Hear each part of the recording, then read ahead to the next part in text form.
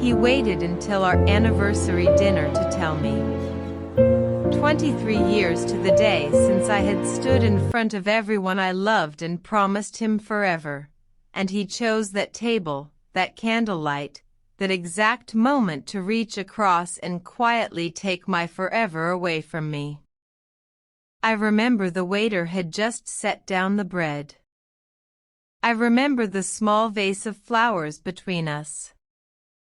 And I remember thinking, before he even opened his mouth, that something in his face had already left the room long before the rest of him did. People always ask me if I saw it coming. The truth is harder than a simple yes or no. I saw 100 small things over the years, and I forgave every single one of them, because that is what you do for the man you have carried on your back for half of your life. Let me tell you who I was before that night, because you cannot understand what I lost unless you understand what I built. I was the one who worked the double shifts. I was the one who paid off his debts before we were ever married, who co-signed the loan that started his business when no bank in the state would look at him twice. I paid for the house we were sitting in that night. I paid for the car he had driven there. I even paid for the suit he was wearing while he told me, gently, like it was a kindness, that he had fallen in love with someone else. I gave that man everything I had and everything I was, and I did it gladly, because I believed with my whole heart that we were building one life together. I simply did not know yet that I had been building it alone. And then he said her name. Not a stranger. Not some woman from his office I had never met. He said the name of the one person in this world I had opened my arms to without a single question. My stepsister. Vanessa.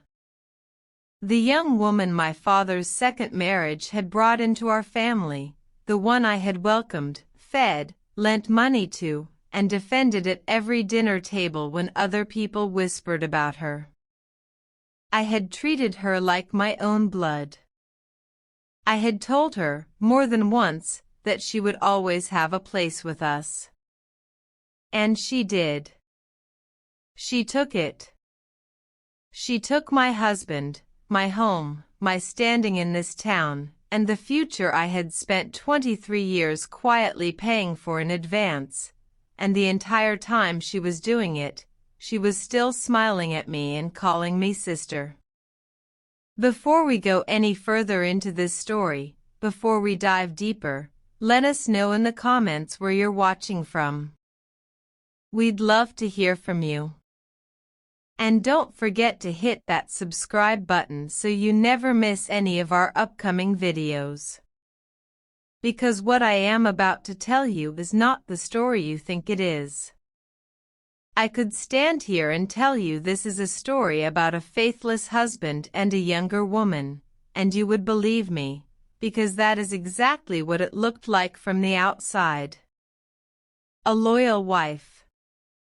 A man who threw it all away. A pretty face that smiled to mine while it took everything I had. But that is only the surface of it. What I did not know on the night my marriage ended, what it would take me almost 2 years and one quiet folder in a lawyer's office to finally understand, is that the betrayal that broke my heart at that dinner table was the very same thing that would one day save everything I had worked for. The worst night of my life and the day I was rescued turned out to be the same night. Because nothing about what happened to me was ever as simple as a tired man choosing a younger woman. The closer I looked, the less it resembled love at all. There were accounts I could not explain. There were papers that had moved without my knowing. There were conversations that stopped the second I walked into a room. Two people who claimed to be swept away by passion seemed strangely, coldly interested in numbers instead. In the business I had built with my own 2 hands. In the deed to the house. In the money I had spent an entire lifetime earning. By the time I understood what they were really reaching for, I had already stopped crying. I had started writing things down instead. And that quiet little list, scratched out at my kitchen table at 2 in the morning while my whole world came apart, is the only reason I can tell you this story today as a free woman and not a ruined one. So stay with me for a while, and let me take you all the way back to the beginning. Back to the day I first met him, broke and charming and so full of promises, and decided to build a life around a man who would one day hand it all to my sister and call it falling in love. Let me show you the warnings I talked myself out of, the night everything finally broke in two, and the single document, signed more than 20 years earlier when I was barely even paying attention, that none of them ever saw coming. By the end of this, you will know exactly who was using whom inside that family. And I promise you, it is not the person you would expect. This is the story of everything I gave, everything that was taken from me, and the slow, quiet way it all came home in the end. Before I take you back, I want you to hold on to 3 questions, because everything that happened to me lives inside them. The first question is the one everybody asks me at parties when they think I cannot hear them whispering. Why did he really leave? Not the answer he gave at that dinner table, the soft one about falling in love. The real one. The second question is the one that kept me awake for 2 straight years. Who was Vanessa, truly, before she ever walked into our family with that easy smile and called my father her new dad? And the third question is the one nobody ever thought to ask, least of all me. What exactly had I signed, more than 20 years before, on an afternoon I barely remembered, in an office I never thought about again? I am asking you to keep all 3 of those questions in the back of your mind, because I promise you that by the time this story is finished, every single one of them will be answered, and not one of those answers will be the one you are expecting right now. If you are like most people, you have already decided who the villain is. You have already pictured Greg as the weak, selfish man and Vanessa as the scheming younger woman, and you have already cast me as the poor, foolish wife who gave too much and saw too little. And I will not lie to you. For a long time, that is exactly how I saw it too. That is how I would have told you this story in the first terrible year. I have told this story a few times now, to people I trust, and I have learned to watch their faces as I tell it, because the place where they gasp is never the place I expect. They gasp at the stepsister. They gasp at the anniversary dinner. But the part that should stop a person cold, the part that took me the longest to understand, is the quietest part of all, an afternoon with no drama in it whatsoever. An afternoon I would have told you for 19 years was the least important day of my entire life. That is the strange arithmetic of how people lose everything. It is almost never the loud days that decide it. It is the small, forgotten, paper-shuffling days that nobody films and nobody remembers, the days you sign your name without reading, that quietly determine whether you walk out of the fire with your life or without it. Hold on to that as I take you back. The loud days are coming. But the day that saved me was a silent one. But the truth turned out to have layers I could never have imagined while I was still standing inside my own grief. There was a person in this family who was playing a longer game than any of the rest of us, a game that had begun before I even knew their name. There was money that had been moving in the dark for years. And there was a quiet, ordinary act of love from someone I had lost long ago that reached forward across 2 decades and saved me at the very moment I had given up on saving myself. So keep those 3 questions close. Why did he leave? Who was she, really? And what had I signed? Now let me take you all the way back to the beginning, to a young woman who thought that if she just loved hard enough and worked long enough, nothing could ever be taken from her. My mother used to tell me something when I was a girl, something I did not understand until I was past 50 and standing in the wreckage of my own marriage. She would look at me over the kitchen table and say, "Build something with your own name on it, Diane. A man can love you with his whole heart and still cost you everything." I thought she was being bitter.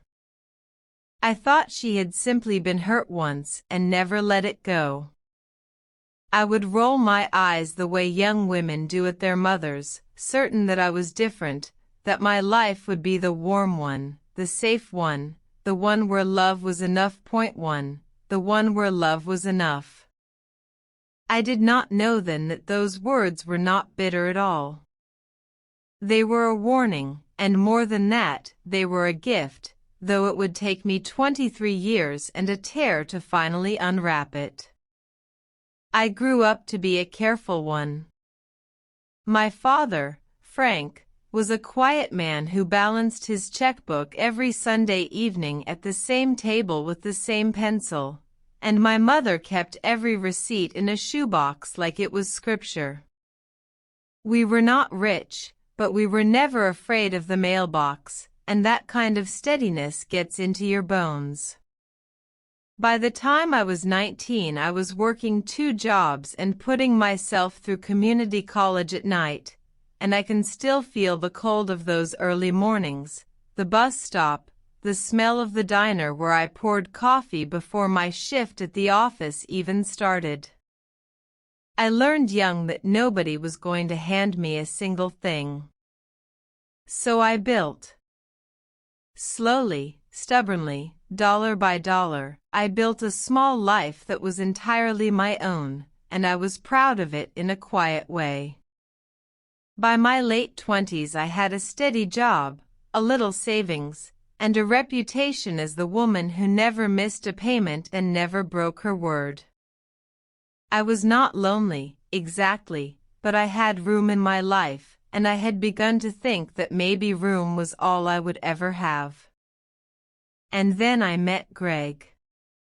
I want you to understand that he did not sweep me off my feet, not the way it happens in the movies. It was almost the opposite. He leaned on me from the very first week, and somehow I mistook the weight of him for trust. He was charming in the way that broke men learn to be charming, all big plans and bigger promises, a smile that made you feel like the only person in the room. He had a failed business behind him and a pile of debt he did not like to talk about, and I, God help me, saw all of that as a project I could fix. Looking back now, I can see every warning sign as clearly as headlights on a dark road, and I can also see exactly how I talked myself out of every one of them. He never once reached for the check. I told myself he was just careful with money, the way I was. His stories did not always line up, the timeline of his old company shifting a little each time he told it.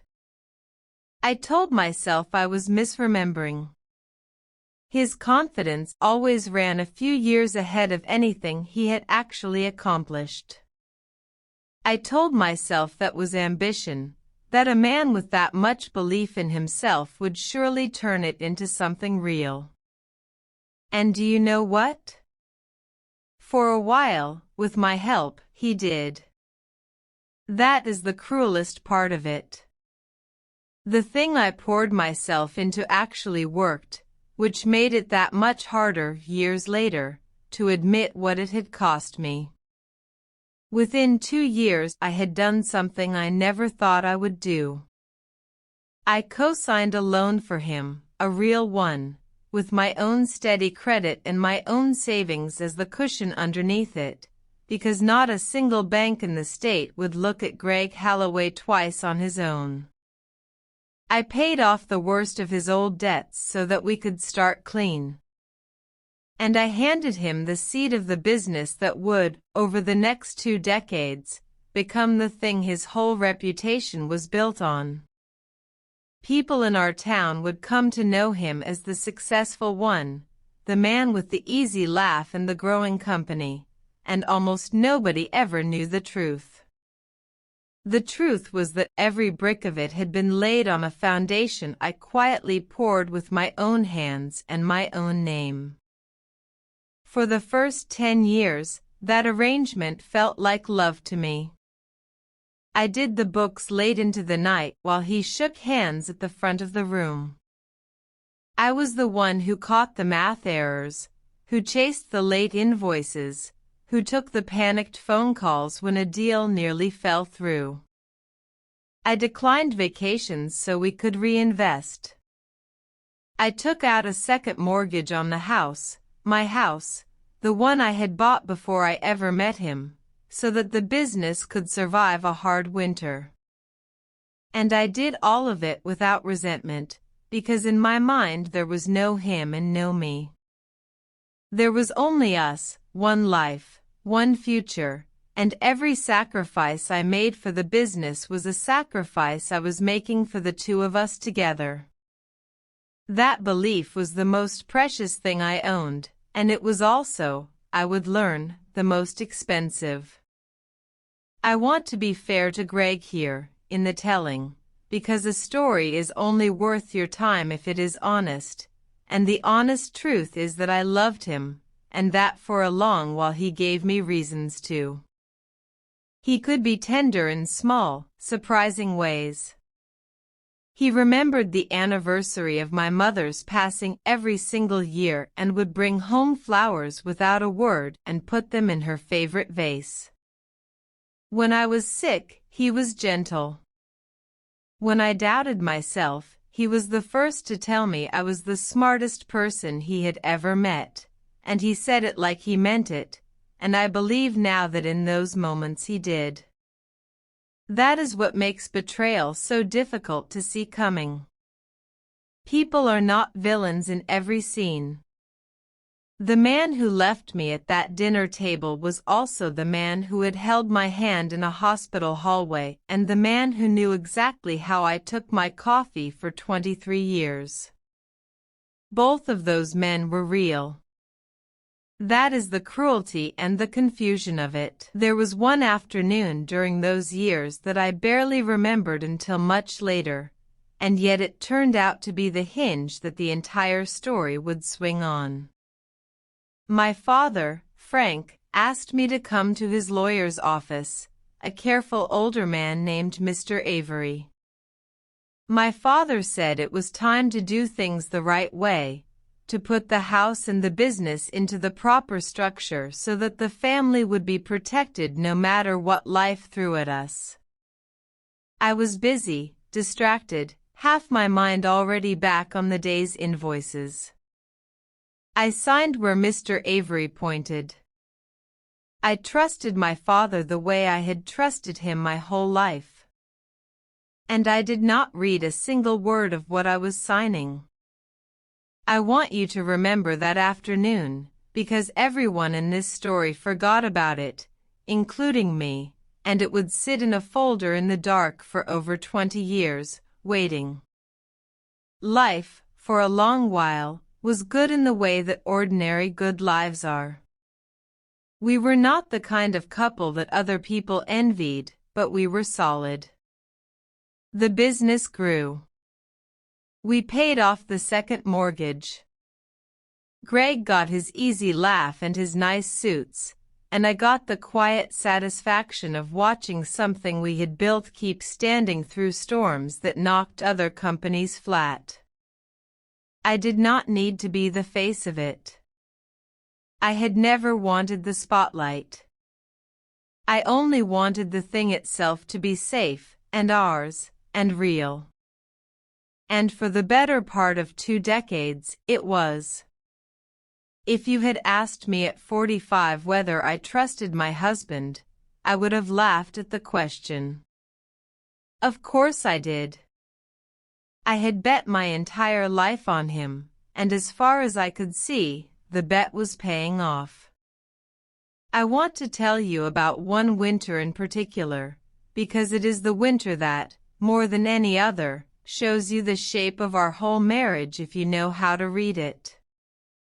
The business was barely 3 years old, and a single large client, the one that kept our lights on, went under without warning and took 2 months of unpaid invoices down with them. Greg fell apart. I came home one night to find him sitting in the dark with a glass in his hand, talking about bankruptcy, about quitting, about how it had all been a mistake. And I did what I always did. I made coffee, I sat down, and I went through the numbers until 3 in the morning, and I found a way. I took out a second mortgage on my house the next week. I never told him how close I came to losing my own home to keep his dream alive. I just kept it standing. That was the pattern, repeated 100 times over 20 years, in versions large and small. Greg was the one who walked into the room and made everyone feel like the sun had come out. I was the one who, afterward, made sure the room had been paid for. He had a gift, I will not deny it, a real gift for people, for making a client feel important, for closing the kind of deal that needs a handshake and a laugh. But a handshake does not reconcile a bank statement, and a laugh does not chase down a 60-day late payment, and a charming smile has never once, in the history of the world, filled out a tax file incorrectly. That part was mine. All of it was mine. And I was content for it to be mine, because I believed it was ours. The strangest thing about those years, the thing I only understood much later, was how completely the world had agreed to give Greg all of the credit. Suppliers would call the house and ask for him by name, and when I answered, they would ask me to take a message, never imagining that the woman on the phone was the one who actually understood the account. At the company holiday parties, people would raise their glasses to Greg, to his vision, to what he had built, and I would smile and clap along, standing quietly at the edge of a room full of furniture that I had paid for. I told myself it did not matter. I told myself that I did not need the applause, that I had never wanted the spotlight, and all of that was true. But there is a difference between not needing the credit and slowly disappearing, and I had crossed from one to the other without ever once noticing the line. Still, I want to be fair to those years, because they were not unhappy ones. There were good times woven all through them, ordinary good times that I would not trade for anything. There were slow Sunday mornings and the small vacations we finally let ourselves take once the company was steady. There was the pride, the real and earned pride, of watching a thing we had built out of nothing grow into something that put food on the table for a dozen families in our town. If you had stopped me on the street at 45 and asked me whether I had a good life, I would have said yes without hesitation, and I would have meant it. That is the part that is hardest to explain to people who only know how it all ended. The trap was not that my life was miserable. The trap was that it was good enough that I never once thought to protect myself inside it. Then my world grew, in a way I welcomed with open arms, and that welcome would turn out to be the door through which everything else walked in. My mother had passed years before, and my father had spent a long stretch of his life alone after that, a careful man rattling around a too-quiet house. So when Frank told me, at 73, that he had met someone, a warm and attentive woman named Carol, I was happy for him. I was relieved, honestly. I did not want my father to spend his final years in silence. Carol seemed lovely. She laughed at his jokes. She remembered everyone's birthday.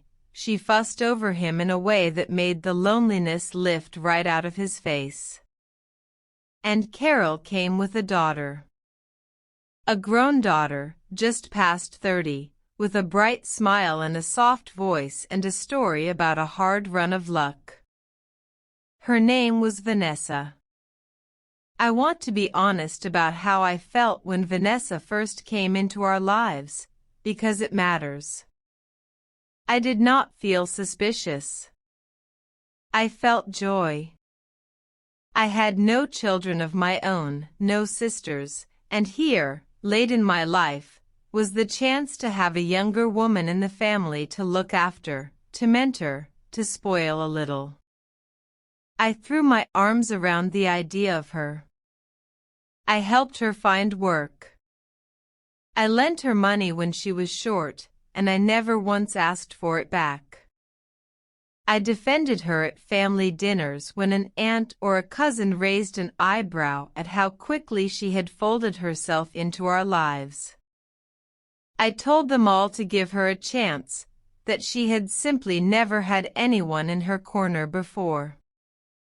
I told Vanessa herself, more than once, that she would always have a place with us, that she was family now, that she could count on me. I meant every word. I think back now on the particular kindnesses, and they are the ones that sting the most, because they were the rungs of the ladder she climbed. When Vanessa needed a place to live, I co-signed the lease, the way I had once co-signed for Greg, never seeing the rhyme of it. When she wanted to learn the business, I was the one who argued for her, who told Greg she was sharp and eager and deserved a chance, who personally sat her down and opened the books and explained how the whole thing breathed. On holidays I set a place for her at the head of the table near my father, and I bought her gifts I had thought carefully about, and I introduced her to everyone I knew as my sister, with real pride. The pride of a woman who had spent her life without one and had finally been given the gift of family late. Every door she walked through to reach the center of my life, I held open for her myself, smiling, certain I was doing something good. And Vanessa, for her part, was perfect. She was attentive to my father, sweet to Carol, and warm to me in a way that felt almost too good, though I would never have used that word at the time. She remembered the things I liked. She asked about the business, about how it ran, about the money, about how Greg and I had built it, and I, flattered that this bright young woman cared about my life's work, told her everything. I told her things I had never bothered to explain even to Greg, because Greg had never asked. I sat at my own kitchen table and walked my new stepsister through the bones of the only thing I had ever truly built, proud as could be, never once imagining that I was handing a map to someone who had every intention of using it. I had gained a sister at 50. I thought I was the luckiest woman alive. I had no idea I had just handed a stranger a key to everything.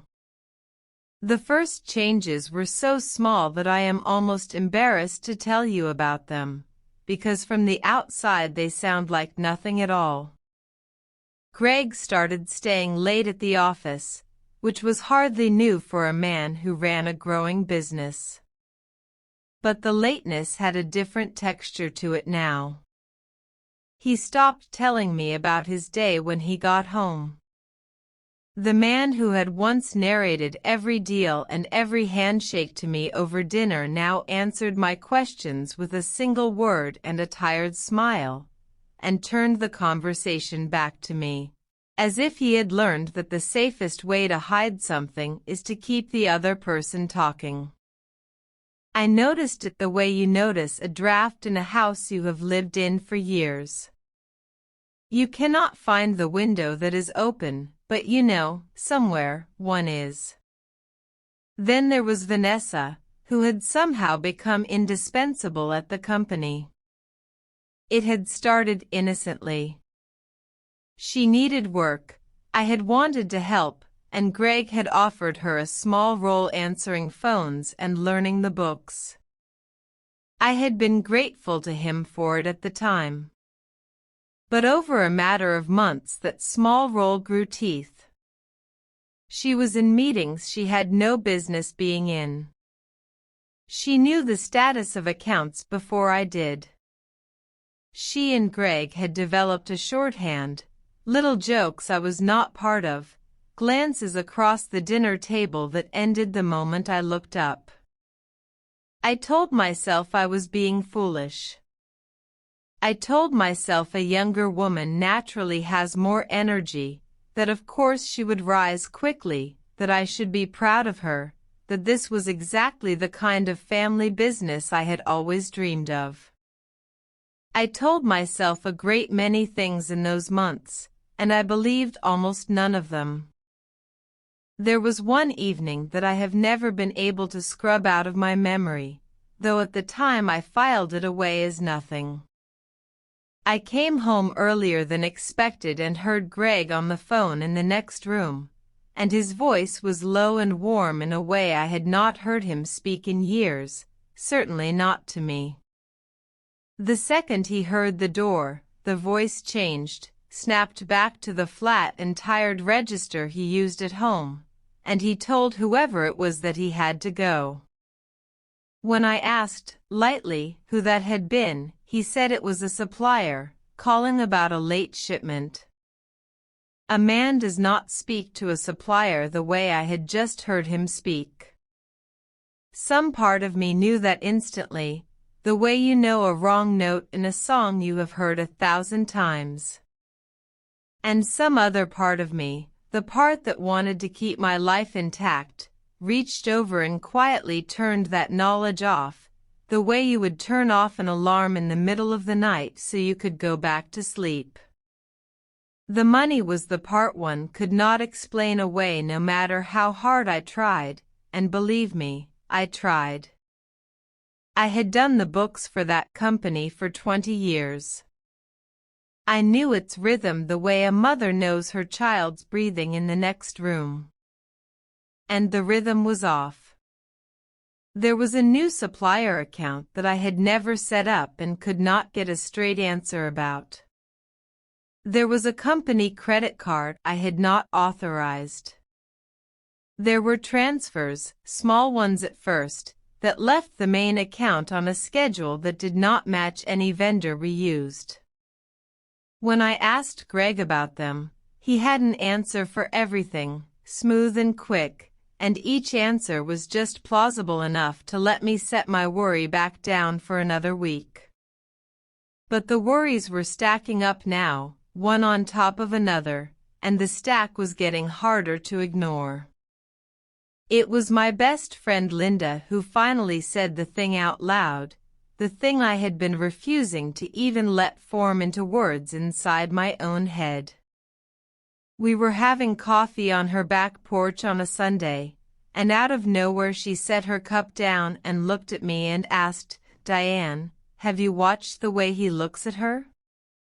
I laughed it off. I actually laughed, can you imagine? And I told her she had been watching too much television, that Vanessa was family, that Greg was nearly 50 and not some foolish boy. Linda did not laugh with me.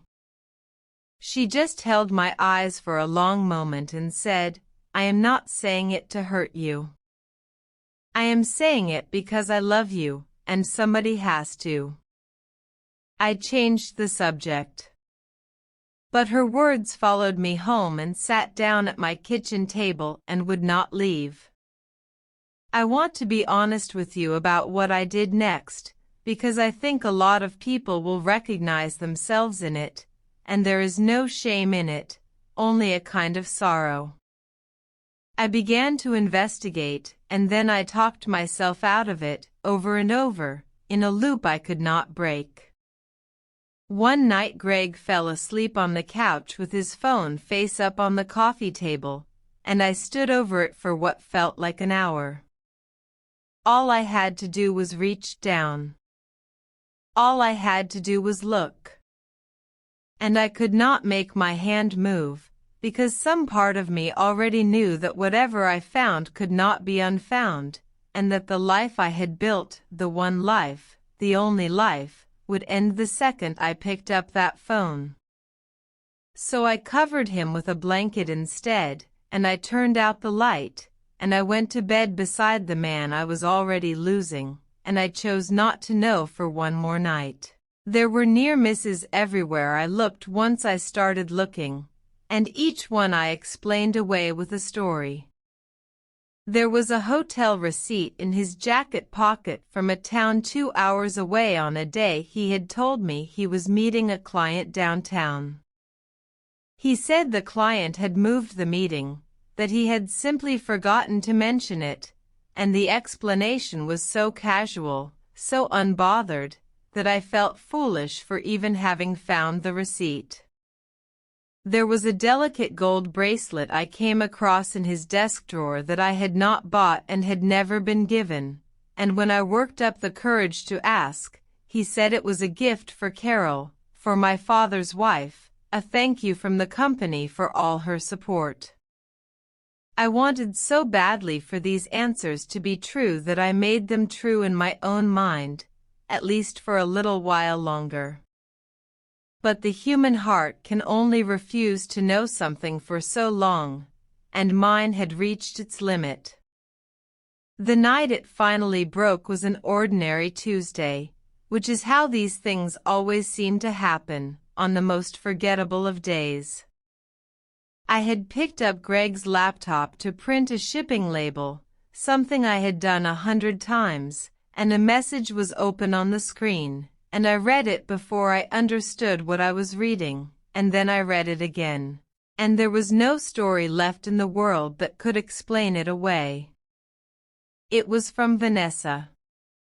And the words in it were not the words a man writes to his step-sister-in-law, not the words anyone writes to family.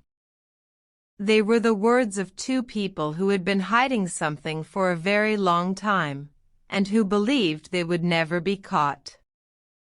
I am not going to tell you yet exactly what that message said, because to understand its full weight you need to know what I learned much later about what was really being planned underneath the surface of it.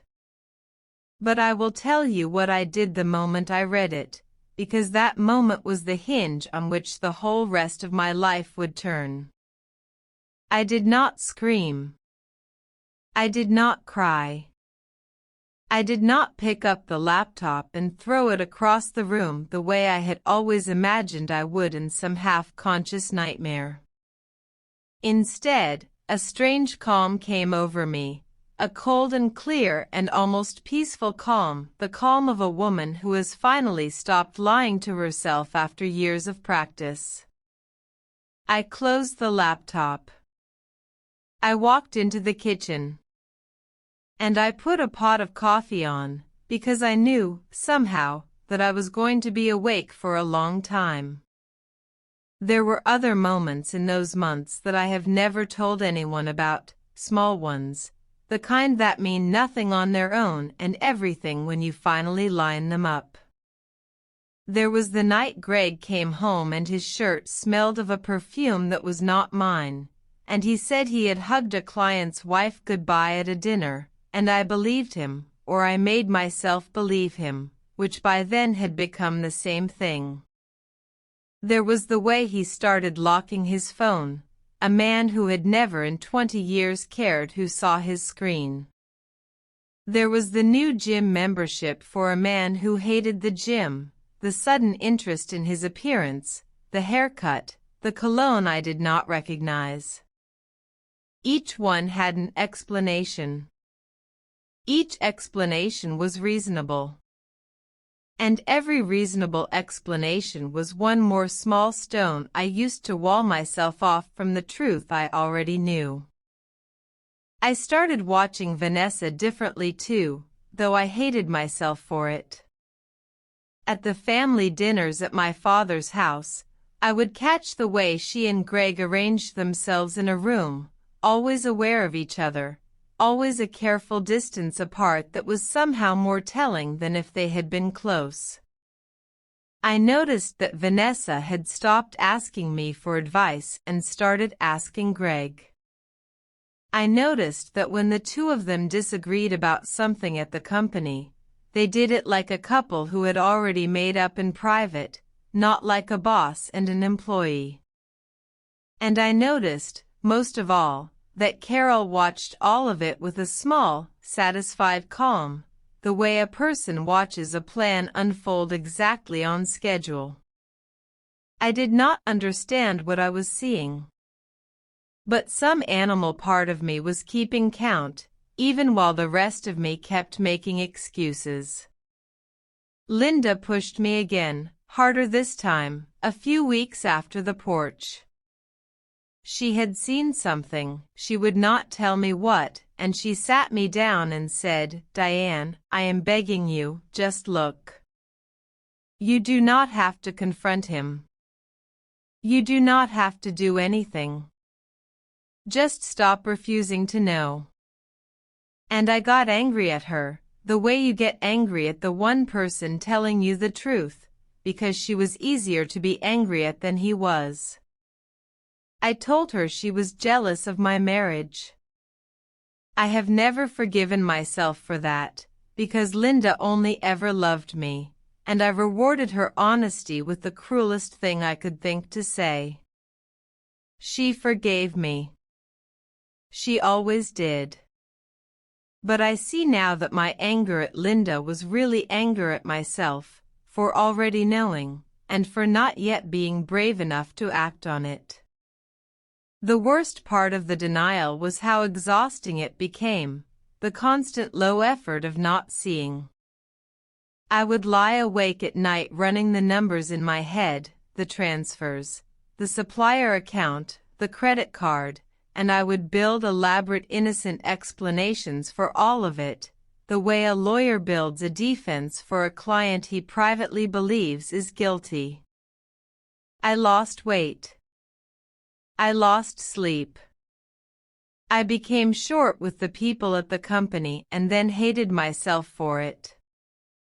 I was carrying a secret from myself, which is the heaviest kind of secret there is, because there is nowhere to set it down. And all the while, the two of them grew bolder, because nothing makes people careless faster than the discovery that the person they are deceiving has decided, for her own reasons, not to look. I sat down at that kitchen table, the same table where my mother had once told me to build something with my own name on it, and I took out a notebook, and I began to write. I wrote down the dates of the transfers I could remember. I wrote down the supplier account I could not explain and the credit card I had not authorized. I wrote down the hotel receipt and the town it was from and the day it did not match. I wrote down the bracelet. I wrote down every small thing I had spent months talking myself out of, and when I laid them all next to each other on the page, in my own handwriting, in the dim light of 2 in the morning, they stopped looking like a string of innocent coincidences. They started looking like a plan. And that quiet little list, written while my heart was breaking, was the first thing I had done in months that was not for them. It was for me. And it would save my life. I did not confront him that night, or the next, or even the next week, and I know that will be hard for some of you to understand. Everything in you is probably screaming that I should have walked into the bedroom and woken him up and ended it right there. But I had just spent months learning, the hard way, that knowing a thing and being able to prove a thing are two very different animals. I had a list now, but a list is not enough. So I made a decision that surprised even me. I decided to wait, and to watch, and to keep writing things down, and to let the two of them believe, for just a little longer, that they were still getting away with it. The patient woman I had always been did not disappear in that moment. She simply changed what she was being patient for. And so I lived a double life for a season, which is a strange and lonely thing to do inside your own marriage. I kept making his coffee. I kept asking about his day and pretending to believe the answers. I smiled at Vanessa across the dinner table at my father's house and told her how well she was doing at the company, and I watched the small satisfied look that passed between her and Greg, and I filed it away. I became, without meaning to, a kind of quiet investigator inside my own life, and the more I watched, the more I noticed something that did not fit the story I had been telling myself. The two of them did not look at each other the way lovers look at each other. They looked at each other the way business partners do when a deal is close. I did not understand it yet. But I noticed it, and I wrote it down. Then came our anniversary, the 23rd one, and Greg surprised me by insisting we go out, just the two of us, to the nice restaurant in town, the one with the candlelight and the small vases of flowers on every table. For one foolish, hopeful evening, I let myself wonder if I had been wrong about everything. I let myself imagine that he had felt me pulling away and wanted to win me back, that this dinner was an apology he did not know how to say in words. I put on the blue dress he used to love. I sat across from him in that warm golden light, and I watched him order the wine, and for just a moment, before he spoke, I let myself believe that the life I had built might still be standing in the morning. That is the cruelty of hope. It always shows up dressed for the wrong occasion. The waiter had just set down the bread when Greg reached across the table and took my hand, and I felt my heart lift, the traitor, and then he said the words that I will hear for the rest of my life. He said, "Diane, you have always been the strongest person I know, and you deserve the truth." And I knew, in that instant, the way you know a storm is coming by a change in the air, that whatever came next was going to take everything. He told me he had not been happy for a long time. He told me he had tried to fight it and could not. He told me, with the gentle, rehearsed sorrow of a man who has practiced his lines in the mirror, that he had fallen in love with someone else, and that he was leaving. And then, as if it were the kindest part, he said, "You will always be taken care of. You will always be taken care of." I have turned that sentence over in my mind 10,000 times since that night. At the time, drowning, I heard it as a comfort, the last shred of decency from a man who was breaking my heart. It was only much later that I understood it for what it really was. It was not a promise. It was a lie he was telling himself as much as me, the lie of a man who had already decided exactly how little I was going to be left with, and needed to believe he was being generous about it. He said those words the way you toss a coin to someone whose house you have just taken. But I am getting ahead of myself. In the restaurant, in the candlelight, I had not yet asked the only question that mattered, the question whose answer would gut me. I asked him who she was. And he said her name. He said Vanessa. He said it quietly, almost tenderly, and the whole room seemed to tilt. My stepsister. The young woman I had welcomed, the one I had fed and defended and lent money to and called family, the one I had walked through the bones of my life's work at my own kitchen table. I remember the candle flame in front of me going blurry and then sharp again. I remember the bread, untouched, and the 2 full plates the waiter would later clear away without a word. I remember thinking, with a clarity that frightened me, that this had not been decided tonight. A man does not stumble into loving his wife's stepsister over a basket of dinner rolls. This had been decided long ago, in rooms I had not been allowed into, in messages I had only just begun to find. The dinner was not the moment of decision. The dinner was the performance. I learned later just how right that instinct had been. Greg had not come to that anniversary dinner to break the news to me. He had come to manage me. While I had been putting on the blue dress and letting myself hope, he had spent that very morning quietly moving the first of his things out of our house, into a storage unit across town, in boxes he had labeled in his own careful handwriting. He had timed the conversation for a public place because he believed I was less likely to make a scene in a restaurant than at home, which tells you everything about how little he understood the woman he had been married to for 23 years. I did not make a scene. I never make a scene.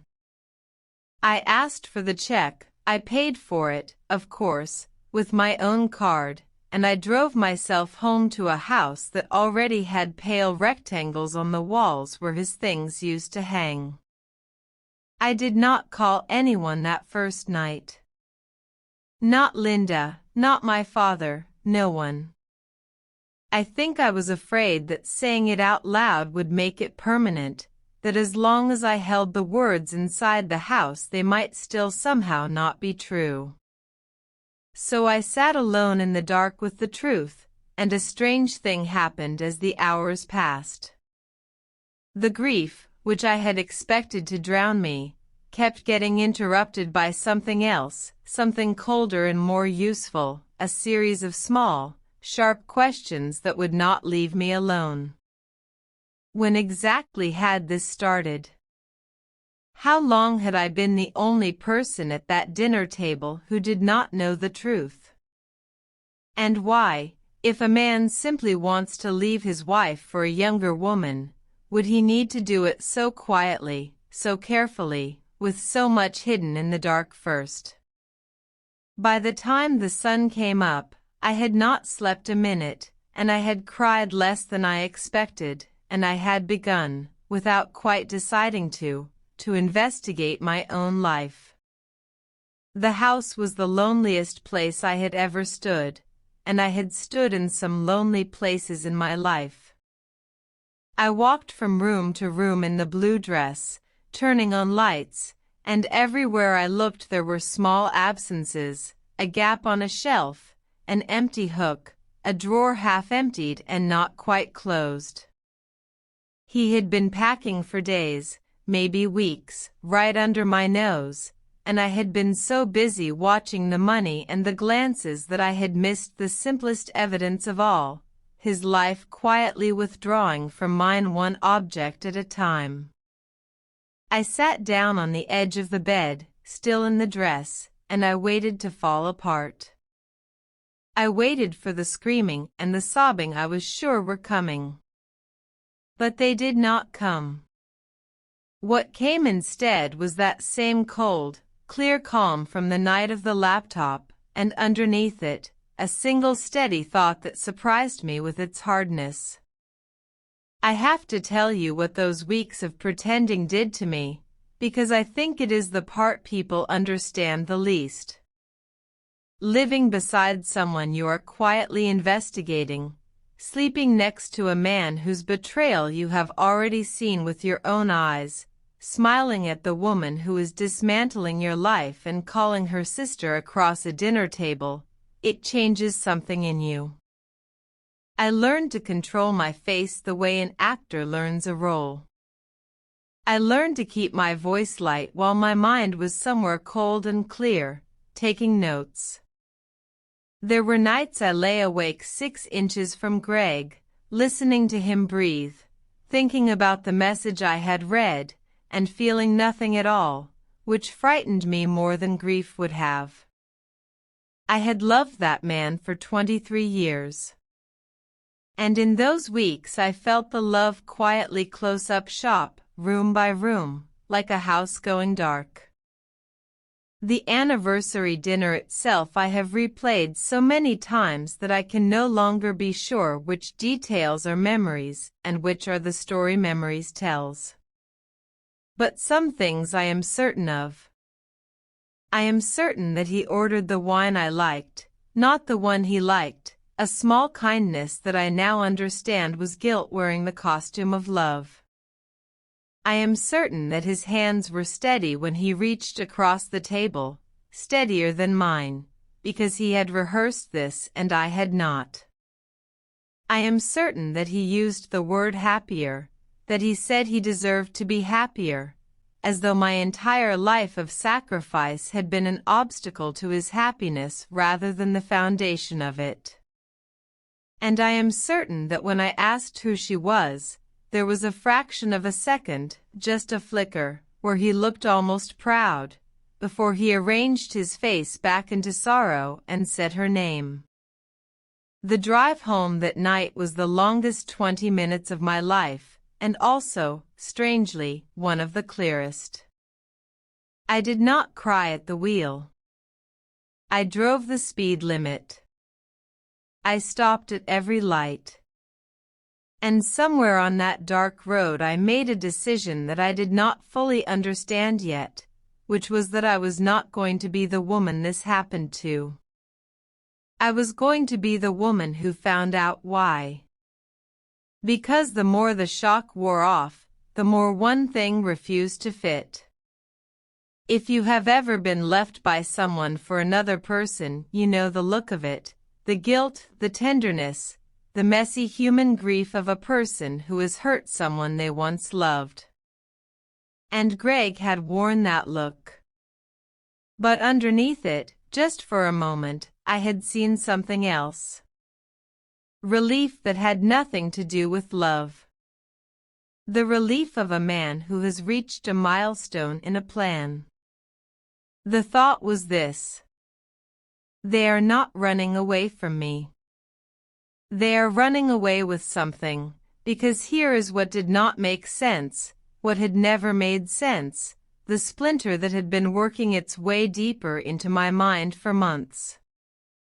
If Greg had simply fallen in love, if this were nothing more than a tired man and a younger woman, then why the secret accounts?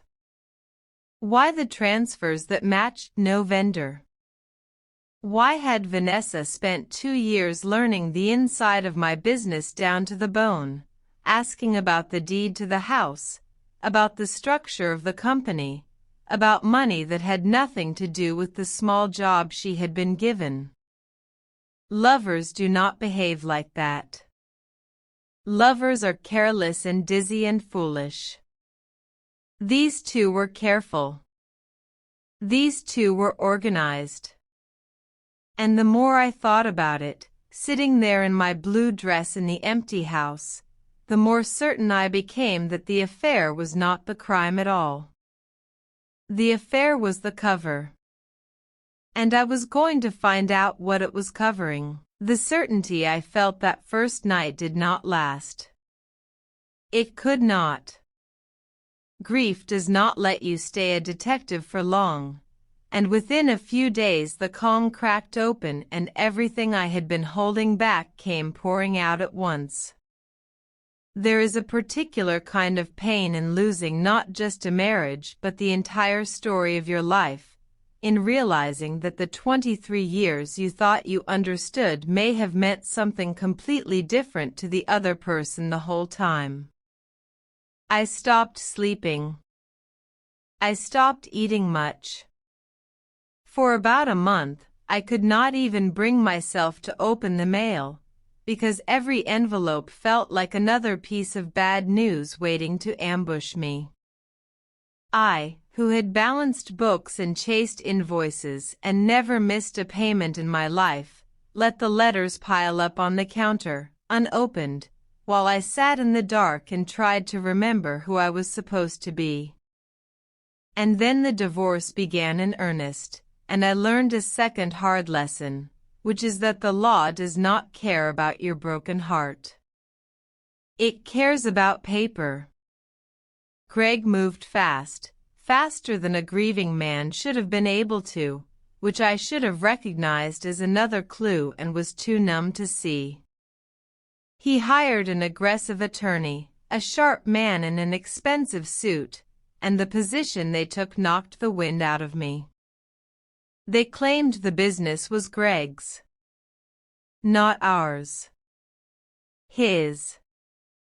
He was the face of it, after all, the name everyone in town knew, the man in the nice suit who shook the hands and closed the deals.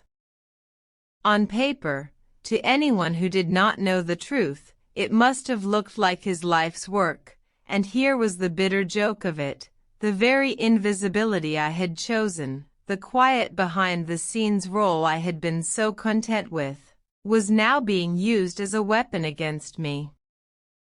The family broke apart along lines I never expected. I had assumed foolishly that my own father would stand beside me, that blood would be blood. But Frank had grown old and frail and dependent on Carol, and Carol was Vanessa's mother, and so my father said almost nothing at all, which in its own way said everything. He could not look me in the eye at the few family gatherings I still forced myself to attend. Carol was worse than silent, she was cold, and beneath the cold there was something I could not name at the time, a kind of satisfaction, as if a long-awaited thing had finally arrived on schedule. Friends I had known for decades found reasons to be busy. People I had helped, people whose own troubles I had quietly fixed over the years, suddenly had nothing to say. Everyone, it seemed, had an opinion about the woman who got left. Nobody, not one single person, thought to ask the woman what she knew.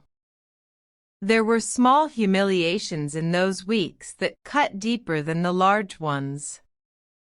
The mutual friends who somehow chose Greg, because Greg was the fun one, the one who hosted the barbecues, while I had always been the quiet one in the kitchen. The neighbor who asked, with what she imagined was sympathy, whether I had perhaps let myself go, whether I had stopped trying, as if a woman is only ever left when she has failed to be decorative enough. The way a few people in town began to look at me with a pity that had a little contempt folded inside it, the look people give a woman who was foolish enough to be blindsided. I had given everything to that life, and now I was being quietly recast as the one who must have done something wrong, because that was an easier story for everyone to tell than the truth. The worst of it, in those weeks, was waiting for my father to call. I kept thinking he would come to the house, that he would put his arms around me the way he had when I was a girl and the world had been unfair, that he would say the thing that fathers say. The call never came. Carol was always at his elbow now, steering him gently away before we could ever be alone in a room together. I told myself he was old, that he was frail, that his days were not his own anymore. All of that was true. But the silence still landed like a second abandonment on top of the first, and there were nights I grieved my living father almost as hard as I grieved my marriage. I did not yet know the thing he had done for me 20 years before. If I had, I might have forgiven that silence a great deal sooner. I want to tell you about the lowest night, because I think it matters, and because if there is someone watching this who is standing in their own lowest night right now, I want them to know they are not alone in it. About 6 weeks after the anniversary dinner, I found myself sitting on the floor of the closet that still smelled faintly of his cologne, holding the blue dress, and I thought, with a tiredness that went all the way to the bone, that perhaps it would be easier to simply let them have it. All of it. The business, the house, the story.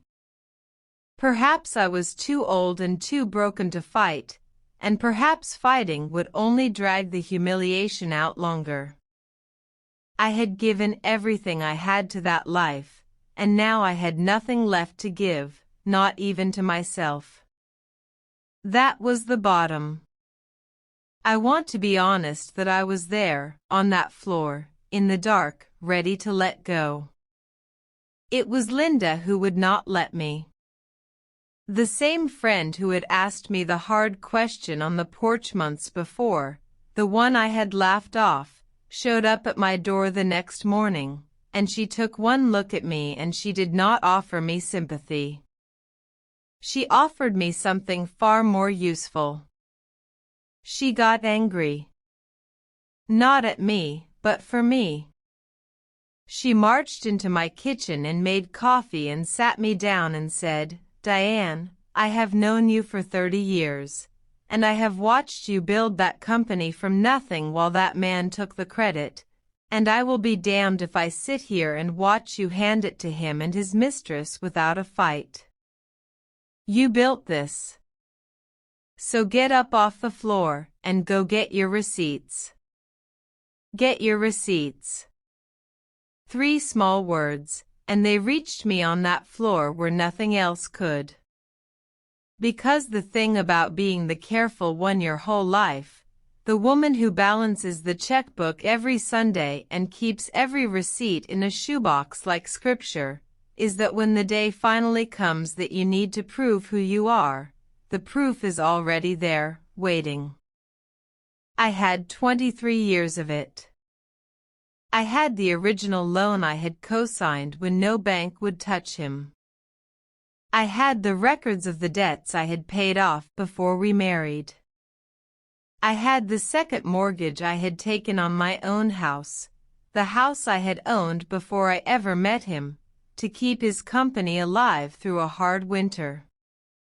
I had bank statements going back decades, canceled checks, tax filings, the whole quiet paper trail of a life I had built and let someone else take the bows for. I pulled the boxes down from the attic and sat on the living room floor surrounded by my own history, and for the first time in weeks my hands stopped shaking, because I was no longer a widow of my own marriage sorting through grief. I was an accountant building a case. I spent 2 weeks at that work, sorting and dating and organizing, building the case for my own life the way I had once built the company, one document at a time. And as I worked, something occurred to me, a loose thread I had nearly forgotten in all the noise. Buried in the oldest folders were references to a structure my father had set up years ago, that strange afternoon at Mr. Avery's office that I had signed my way through without reading a single word. I had always assumed it was nothing, some routine bit of estate planning. But there was a word in those old papers that stopped me cold, a word that had no business being there if they were as ordinary as I had believed. The word was trust. And the stranger thing was that Greg's expensive lawyer kept circling that same old structure in his letters, carefully, almost nervously, the way a man walks around something he does not want to wake. Whatever was in that folder, the other side seemed to fear it more than I understood it.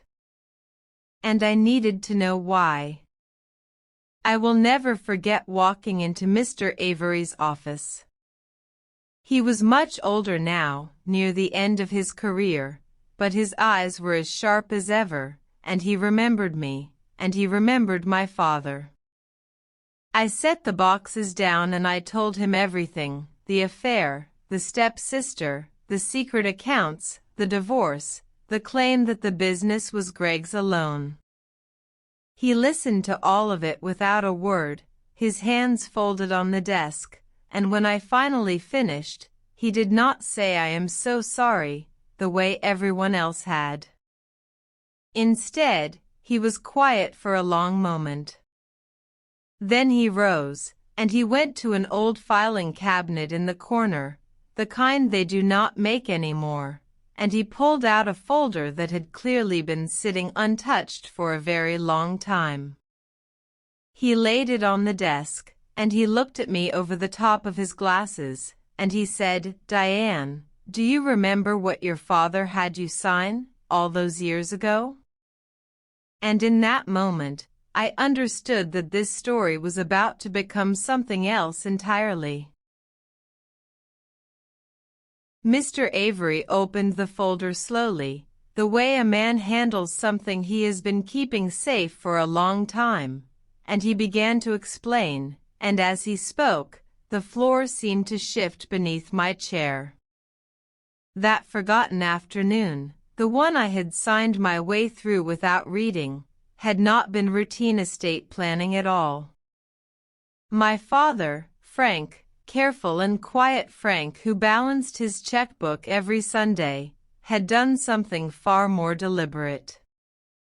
Years before, working with Mr. Avery, he had placed the house and, crucially, the ownership of the business itself into a protective structure, a trust, with my name and mine alone at the center of it.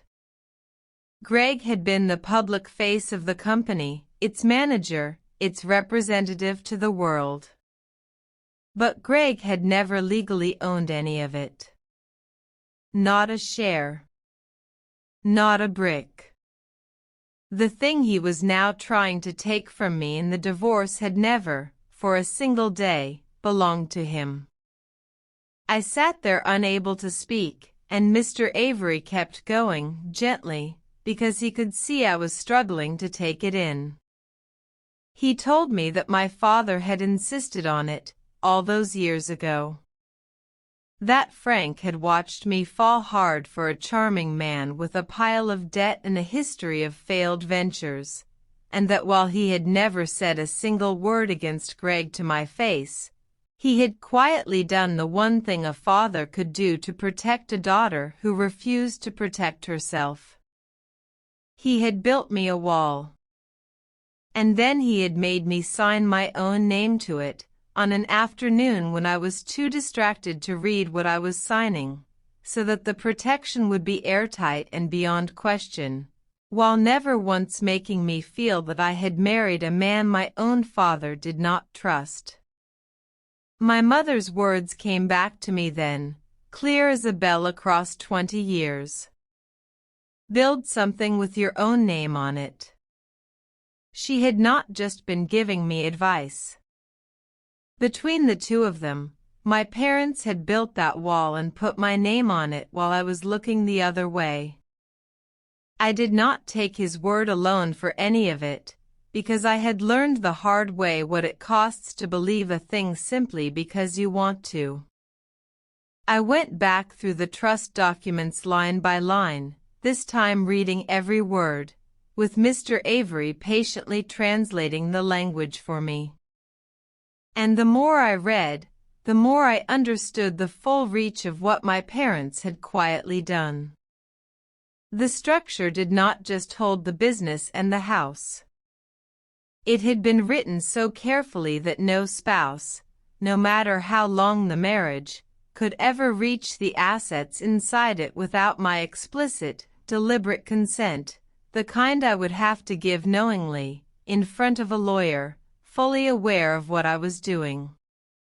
Greg could have stayed married to me for 50 years and never owned a single thread of it. My father had not just built me a wall. He had built it tall and seamless, and he had done it without ever once making me feel that he doubted the man I had chosen. That is a particular kind of love, the kind that protects you in silence and never asks for the credit. I want you to sit with the weight of that for a moment, because I did. The very generosity I had been so proud of, the open arms, the lending and the helping and the never asking for anything back, had nearly cost me everything, because it had made me an easy mark. But the quiet, almost secret love of my mother and my father, expressed not in words but in a folder in a filing cabinet, had reached forward across 2 decades to catch me at the exact moment I was falling. I had spent 6 weeks believing I had nothing left. And the truth was that the most important thing I owned had been mine, safe and untouchable, the entire time. I had simply never known it was there. I left Mr. Avery's office that afternoon a different woman than the one who had walked in. Not yet triumphant, but no longer falling. Before I tell you what I learned about Vanessa, I have to tell you what the money itself confessed, because the numbers told a story long before any person did. With Mr. Avery's help I traced the transfers I had written down on that notebook page at 2 in the morning, the ones that had matched no vendor reused. They led, when you followed them far enough, to accounts that Greg and Vanessa had quietly opened together, and the pattern of them turned my stomach. This was not a man squirreling away a little cushion before a divorce. The withdrawals had begun more than a year before the anniversary dinner, small and regular and patient, drawn from the company's operating funds, the very money that kept the lights on and the wages paid. They had been bleeding the business slowly to build the nest they would fly to, and they had been careful to keep each bite small enough that a less obsessive bookkeeper might never have noticed. But I was not a less obsessive bookkeeper. I was the woman who kept every receipt like scripture. And the receipts do not lie, even when the people do. There was a second thread to pull, and now that I had my footing back, I pulled it hard. If Greg had never owned the business, then his lawyer's aggressive claim had been a bluff, a desperate reach for something he must have known, on some level, was not solidly his. Which raised a question that had been gnawing at me since the night of the dinner. Why? Why would 2 careful people bet everything on a position that any honest examination would collapse?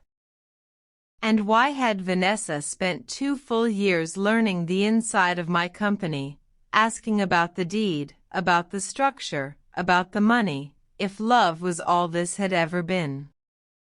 So I did the thing I should have done the day she first walked into our family with her bright smile and her story of hard luck.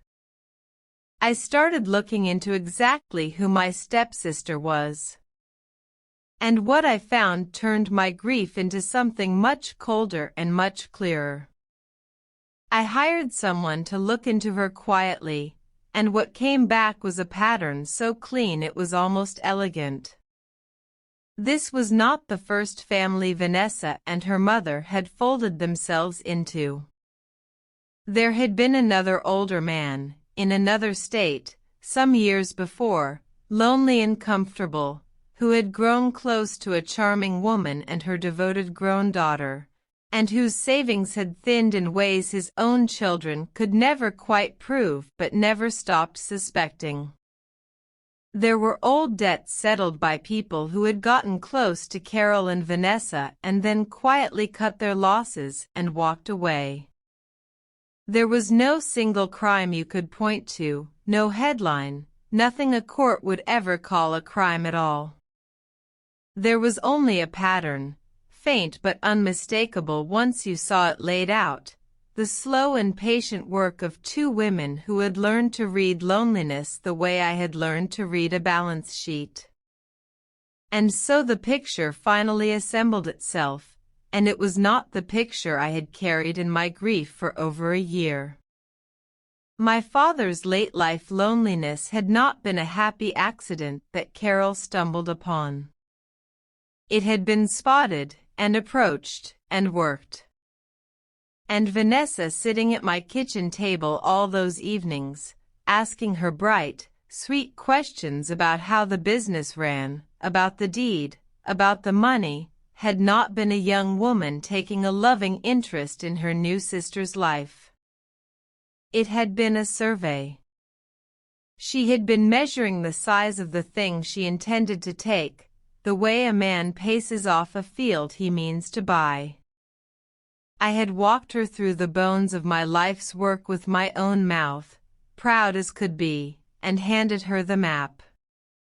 The generosity I had been most proud of had made me the easiest mark of all. But the cruelest and saddest truth of the whole thing was what I came to understand about Greg, and it is the part one still cannot tell without a strange ache. He had not been the architect of any of it. I had spent a year picturing him as the cold mind behind my ruin, and the reality was smaller and more pitiful than that. He had been chosen. A man past 45, hungry for the youth and the admiration he believed the world owed him, was the simplest possible door for Vanessa to walk through, and walk through it she did. She had not pursued him in spite of his marriage to me.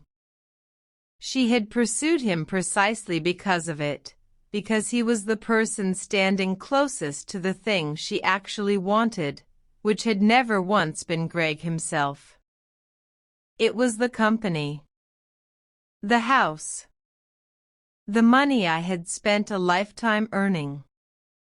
He thought he was trading up to a younger, brighter life. He never understood that in that arrangement he was not the buyer at all. He was the merchandise. For a little while, their plan must have looked like it was working perfectly, and I take a grim kind of comfort now in imagining the moment it began to come apart. Because once the divorce moved past the opening bluffs and into the cold light of actual documents, the structure my father had built quietly did exactly what it was designed to do.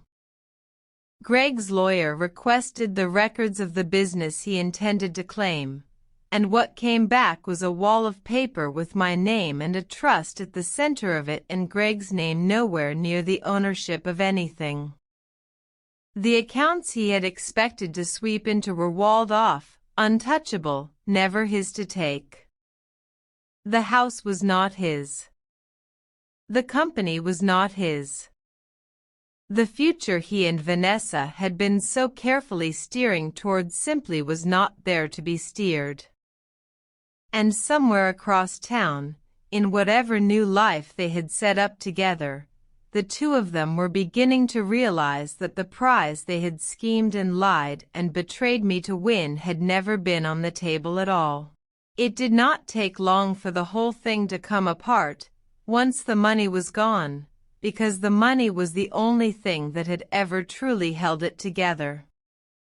Vanessa, who had professed such love, who had broken up a marriage and split a family and called me sister while she did it, discovered that Greg without the company was simply a tired man in his 50s with no business of his own, a damaged reputation, and a divorce that had given him almost nothing.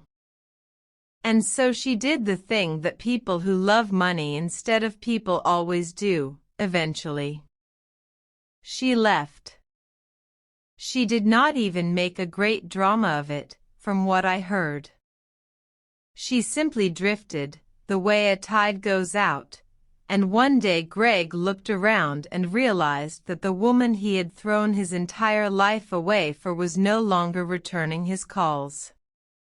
The affair that had cost me everything had lasted exactly as long as the illusion of the prize. The moment the prize vanished, so did she. Carol's careful construction came apart at the same time, and here at least my father was spared the worst of it, because the truth surfaced slowly enough that he could tell himself a gentler version. But I saw it. I saw the woman who had been so cold to me grow anxious as it became clear there was no fortune to be quietly redirected, no soft inheritance to be steered.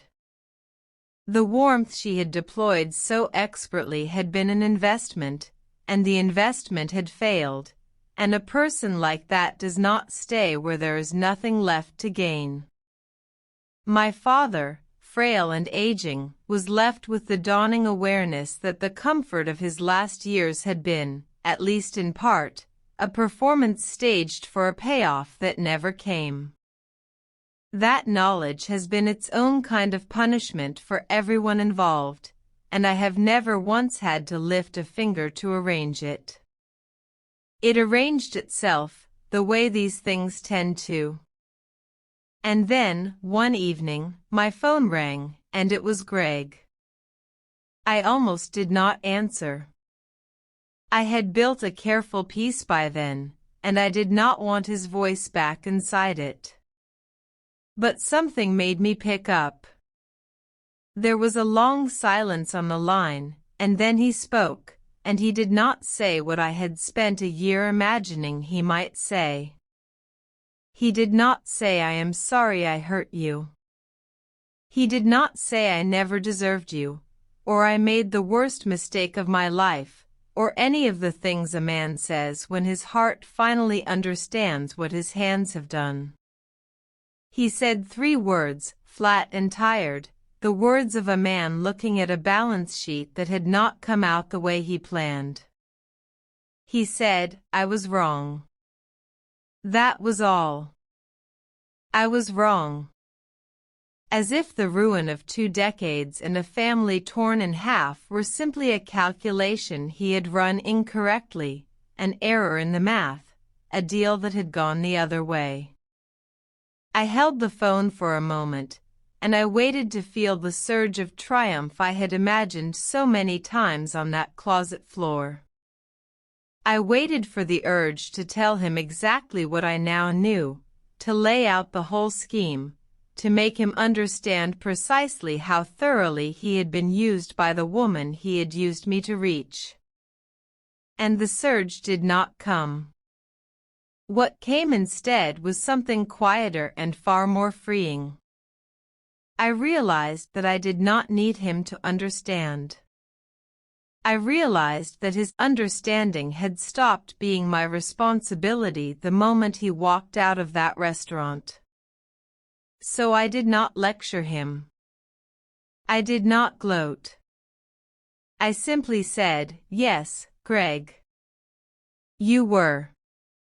And then I said good night, and I hung up the phone, and I went and stood at my own kitchen window in my own house and looked out at a yard that was, and always had been, entirely mine. I want to tell you about the choice I made next, because I think it is the part of this story that I am most proud of, and it is not the part most people expect. Mr. Avery had laid it all out for me. With everything I now knew, with the trust in the records and the history of Vanessa and her mother, I had the standing to come down on all of them like a hammer. I could have pursued Greg for the money that had been moved through those secret accounts. I could have made the rest of his life a long and miserable accounting. The lawyer in his expensive suit had melted away the moment the truth of the ownership became clear, and there was no one left to protect them from me. I had earned that hammer, every ounce of it. And I sat with it for a long time. And in the end, I set it down. Because I understood something, sitting at that kitchen table with the power to destroy them in my hands. They had already done the work for me. Vanessa had lost the prize and moved on to the next mark, hungry and empty as she had always been. Greg had lost his wife, his home, the business that had been the whole of his identity, and the young woman he had traded all of it for, and he had been left holding nothing but the knowledge of his own foolishness, which is a heavier thing to carry than any judgment I could have handed him. Carol's scheme had collapsed into ash. Living well, the old saying goes, is the best revenge, but that was not quite it for me either. It was not revenge at all that I wanted in the end. It was simply my life. Quiet and solvent and my own, with my name on every page of it. And so I took the one thing they could never give back and never take again. I took it back myself. There is a day I will carry with me for the rest of my life, and it was not the day my marriage ended. It was the day I walked back into the company as what I had always quietly been, its rightful owner, and stopped pretending otherwise. I did not make a speech. I have never been one for speeches. I simply came in early, the way I always had, and I sat down at the desk that should have been mine all along, and I began, openly now, to do the work I had done in the shadows for 20 years. And one by one, the people who worked there, the ones who had built their families on the wages that company paid, came to my door, and several of them said almost the same thing. They said, "We always knew it was you." That was the moment something inside me, something that had been bent for a very long time, finally stood up straight. The town came around slowly, the way towns do. The same people who had looked at me with that little folded contempt began, as the truth seeped out the way truth always eventually seeps, to look at me with something closer to respect, and a few of them with shame. I did not need their apologies, and I did not chase them. But I will not pretend I did not feel it, the slow turning of the tide, the quiet vindication of being seen at last for what I had always been instead of what I had been left looking like. Greg I saw only once more, across a parking lot, a year on. He was thinner and grayer and alone, and when he raised his hand in a small uncertain wave, I did not feel anger, and I did not feel triumph. I felt the strange, distant pity you feel for a man who gambled away the only good thing he was ever given and only understood it after the table was cleared. And here is the final turn, the thing I could not have seen on the worst night of my life, the thing that took me almost 2 years to understand. If Greg had never betrayed me, if Vanessa had never walked into our family, I would have gone on the way I always had, generous and trusting and blind, handing over more and more of what I had built to a man who, slowly and without malice, would have run it into the ground. He was not a wicked man so much as a weak one, and weak hands on a strong thing break it eventually. His betrayal, the affair, the secret accounts, the lawyer, the whole ugly business, was the very thing that triggered the protection my parents had built. It forced the trust into the light. It put the company back firmly in my hands at the one moment in 23 years that it might otherwise have slipped out of them for good. The man who set out to take everything from me handed me back the one thing I had forgotten I even owned.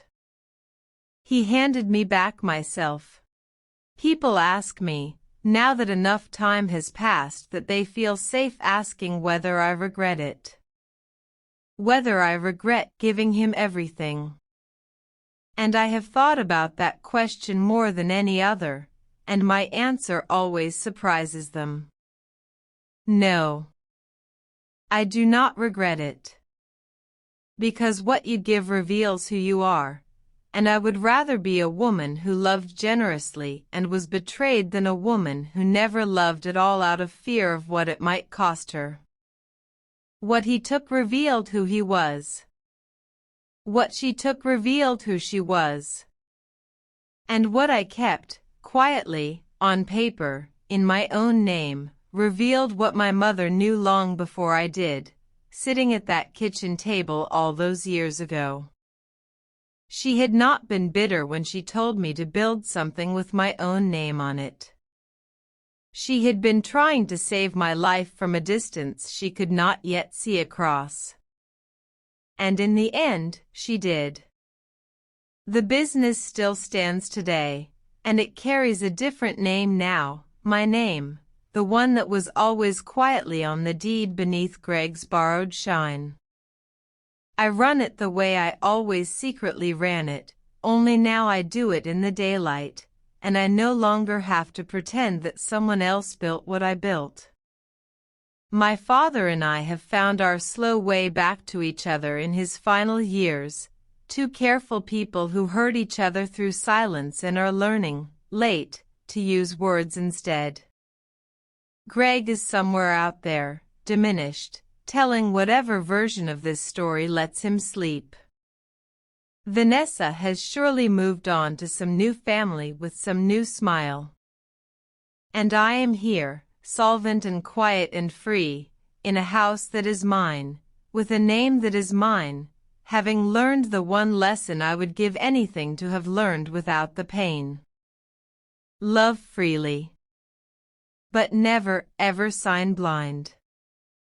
If there is one thing I would want a person to carry away from my story, it is this, and I have turned it over enough times now to say it plainly. The people who take the most from you are rarely the strangers you were warned about.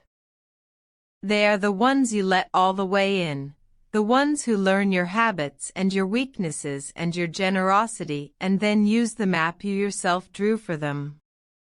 I was not betrayed by an enemy.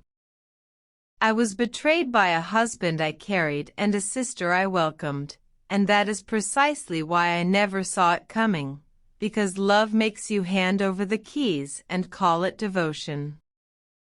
I do not say this to make you suspicious of everyone you love.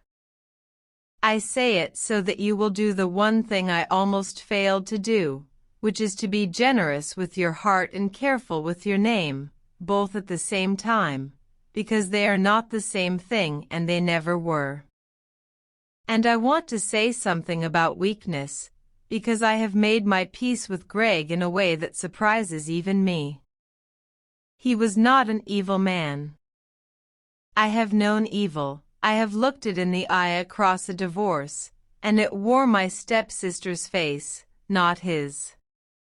Greg was a weak man, and weakness in a person you have built your life around is its own slow disaster, because weak hands will always, eventually, drop the heavy thing you have asked them to hold. I do not hate him. Hating him would be giving him a room in my house that I have already reclaimed for myself. What I feel, when I let myself feel anything at all, is a kind of sorrow that a man can be handed everything and still understand none of it until it is gone. He had a partner who would have carried him to the end of his days. He traded her for a mirror, and the mirror, it turned out, was holding out its hand for the rest of the house. So I will leave you with the questions I have asked myself 1,000 times, and I want you to sit with them honestly, because the comfortable answer and the true answer are rarely the same. Would you have spotted the warning signs, or would you have talked yourself out of every one of them the way I did, because the alternative was too painful to hold? When the time came to choose between revenge and simply walking away whole, would you have set the hammer down, or would you have brought it down with everything you had? And here is the one that keeps me up some nights even now.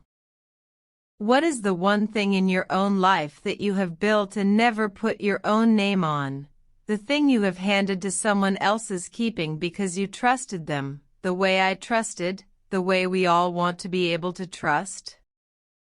Go and look at it tonight, while you still can.